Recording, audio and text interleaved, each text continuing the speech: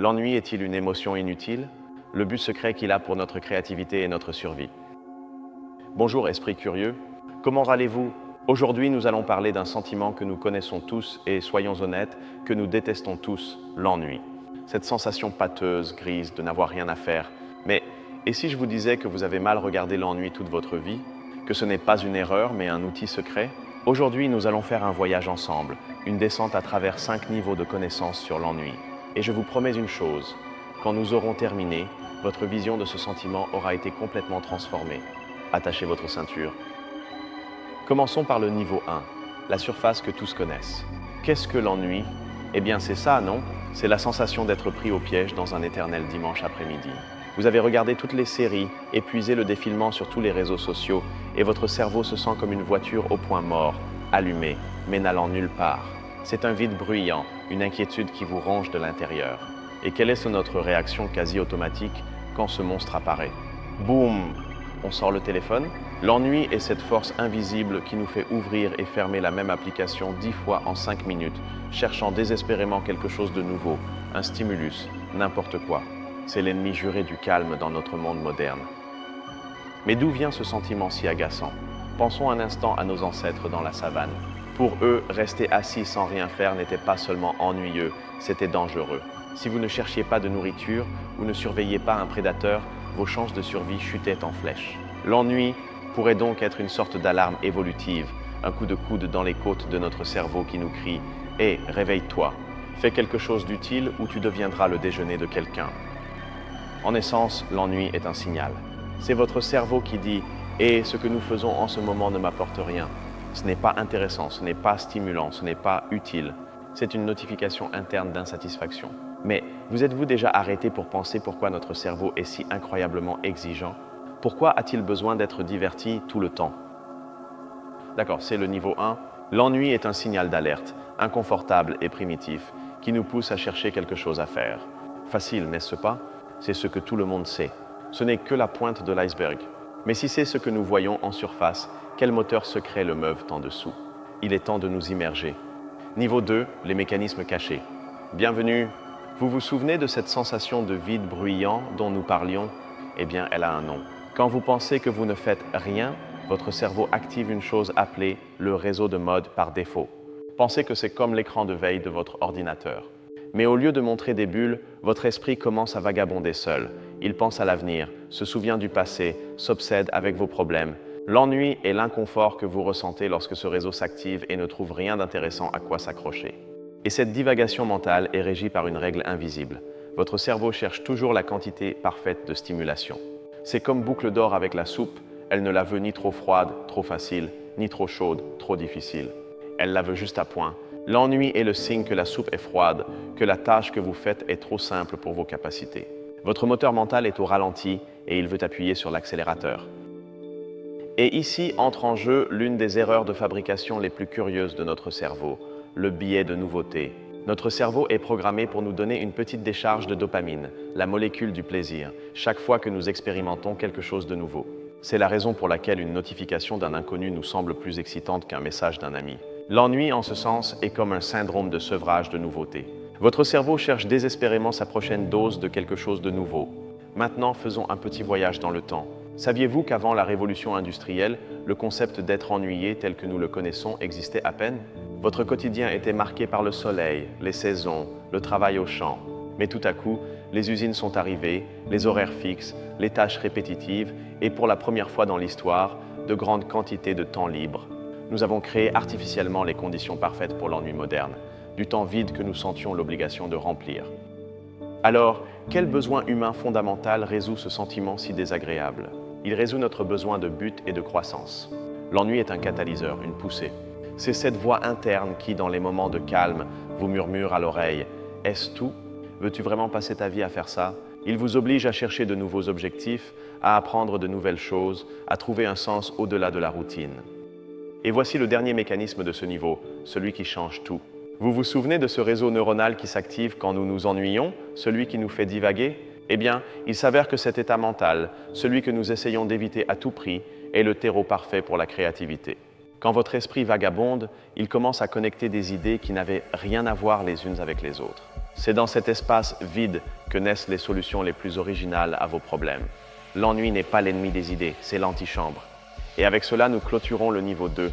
Nous voyons maintenant que l'ennui n'est pas seulement un vide. C'est une danse cérébrale, une recherche de nouveautés, un produit de notre histoire et, étonnamment, un moteur créatif. Comprendre ces engrenages cachés nous donne le pouvoir de commencer à utiliser ce sentiment au lieu de simplement le fuir.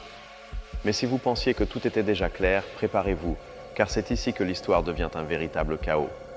Niveau 3, le chaos de la réalité, débat et complexité. Bienvenue dans le chaos. La première grande dispute entre les experts est la suivante. Existe-t-il un seul type d'ennui? Un camp dit non. Ils défendent qu'il y a un ennui apathique, cette sensation de « rien ne m'importe » qui est vraiment destructrice, et un ennui chercheur, cette inquiétude qui vous pousse à apprendre à jouer de la guitare ou à commencer un nouveau projet.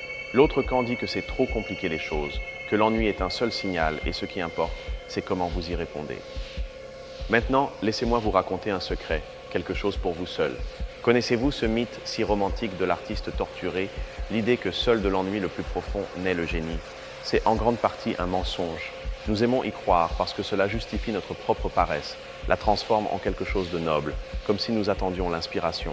La vérité est que, bien que l'ennui puisse allumer la créativité, vous forcer à vous ennuyer délibérément aboutit souvent à la seule frustration. La magie se produit généralement par accident. Et voici un paradoxe qui va vous époustoufler. Nous vivons à l'époque où il y a le plus de stimuli dans l'histoire de l'humanité.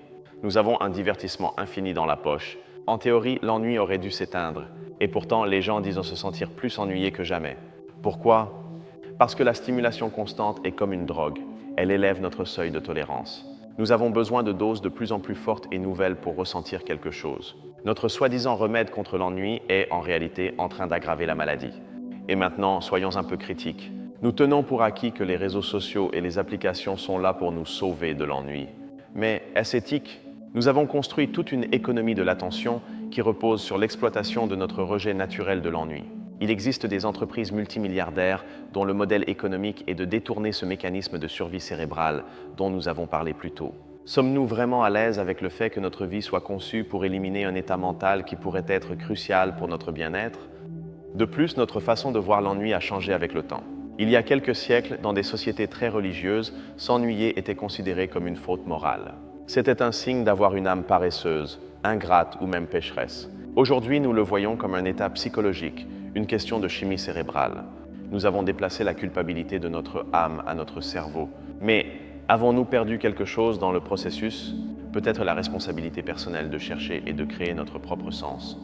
Au final, tout cela se connecte à un problème fondamental de la condition humaine, la panique de nous confronter à nous-mêmes. Parce que quand vous êtes vraiment ennuyé, sans distraction, sans téléphone, sans rien, avec qui restez-vous? Seulement avec vous-même, avec vos pensées, vos peurs, vos désirs. Notre fuite frénétique de l'ennui est, à bien des égards, une fuite de notre propre compagnie. Et c'est le niveau 3. Un vrai désordre, n'est-ce pas? Il y a des débats ouverts, des mythes que nous aimons croire, des paradoxes sans solution facile, des dilemmes éthiques et une peur existentielle en arrière-plan.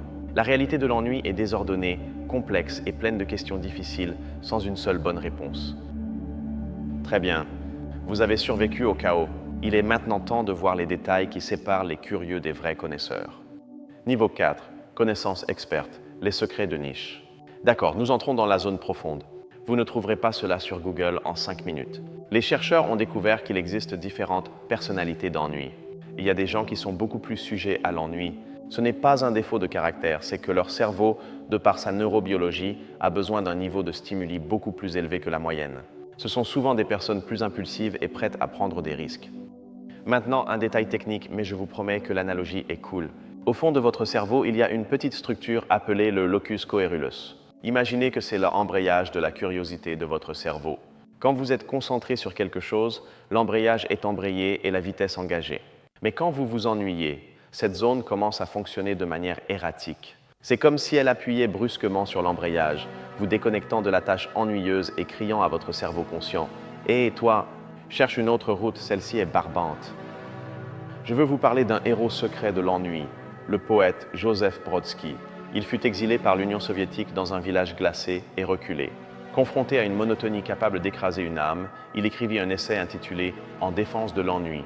Il y disait que l'ennui, c'est se pencher sur le temps dans son état pur et que l'embrasser est un acte de résistance spirituelle. Il transforma sa prison en laboratoire mental, utilisant l'ennui non comme un ennemi, mais comme matière première pour l'art. Et voici une théorie rebelle qui me fascine. Certains psychologues proposent que l'ennui est en réalité une forme légère et chronique de deuil. Le deuil de quoi? Le deuil d'une vie plus idéale, plus excitante ou plus significative que vous ne vivez pas à cet instant précis. Quand vous vous ennuyez au bureau, au fond vous êtes en deuil de l'aventure que vous pourriez être en train de vivre. Cela change tout. L'ennui n'est pas un vide, c'est la nostalgie d'une vie meilleure. Préparez-vous à une donnée de laboratoire qui va à l'encontre de tout bon sens. Les recherches montrent qu'être constamment occupé par des tâches superficielles et dénuées de sens peut vous faire sentir plus profondément ennuyé que de ne rien faire du tout. Je sais, c'est très étrange. Nous pensons qu'être occupé est l'antidote, mais si les tâches ne nous comblent pas, elles agissent seulement comme une distraction qui souligne encore plus le manque de but, nous menant à un ennui existentiel beaucoup plus profond. Et maintenant, le moment Eureka. Nous allons connecter les pièces. Vous vous souvenez que nous avons dit que l'ennui active le réseau de modes par défaut, le mode divagation du cerveau, et vous vous souvenez du paradoxe selon lequel notre monde hyperstimulé nous rend plus ennuyés. Voici la connexion. La stimulation constante et facile de nos téléphones portables empêche notre réseau de mode par défaut de faire son travail profond et créatif. Nous affamons la même partie du cerveau que l'ennui essaie d'éveiller. C'est le piège de l'ennui moderne. Et avec cela, nous clôturons le niveau 4. Et croyez-moi, connaître ces détails n'est pas pour se vanter de faits curieux. C'est pour avoir une vision du monde et de soi-même beaucoup plus profonde et compatissante. C'est pour vraiment comprendre ce qui se passe en vous quand vous ressentez cette inquiétude. Nous avons atteint la limite de ce qui est connu. Oserez-vous regarder au-delà, vers la dernière frontière? Niveau 5, la frontière finale, spéculation et émerveillement. Bienvenue dans le futur. À quoi ressemblera l'ennui dans 100 ans? Imaginez des implants cérébraux ou une intelligence artificielle personnelle qui nous donnerait la dose de stimulus parfaite à chaque instant, éliminant l'ennui pour toujours. Serait-ce une utopie? Ou deviendrions-nous une sorte d'animaux de compagnie passifs, incapables de générer une idée ou une motivation par nous-mêmes? Pourrions-nous, en tentant de l'effacer, effacer aussi la créativité humaine? Et cela nous mène à la question la plus profonde à laquelle ni la science ni la philosophie ne peuvent répondre aujourd'hui. L'ennui est-il un sentiment exclusivement humain? Un lion en cage ressent-il de l'ennui ou seulement la frustration de ses instincts? Une IA avancée pourrait-elle en arriver à ressentir l'ennui? La réponse dépend du plus grand mystère de tous, la conscience. Qu'est-ce que cette sensation interne et peut-elle exister sans un moi qui l'expérimente? Maintenant, le moment philosophique qui va vous faire exploser la tête. Des penseurs comme Kierkegaard disaient que l'ennui est la preuve définitive de la liberté humaine. Pensez-y, un animal agit par instinct, un ordinateur par sa programmation, mais un être humain peut regarder toutes les options possibles et conclure « bof ». Cette capacité de ressentir de l'indifférence face à des possibilités infinies est, paradoxalement, la plus haute expression de notre libre arbitre. La liberté de ne pas être satisfait, la liberté de désirer quelque chose qui n'existe pas encore. Et comment l'ennui pourrait-il définir l'avenir de l'humanité? Pensez au voyage vers Mars ou vers d'autres étoiles. Ce seront des années de confinement, de monotonie. Le plus grand obstacle ne sera pas la technologie, mais le défi psychologique d'un ennui profond et inéluctable.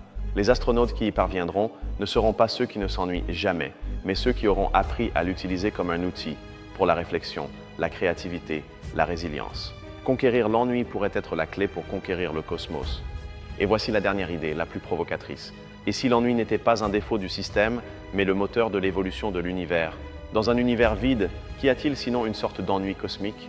Peut-être que cette pression est ce qui pousse la matière à devenir vie, la vie à devenir intelligence, et l'intelligence à créer de l'art et de la science pour ne pas s'ennuyer.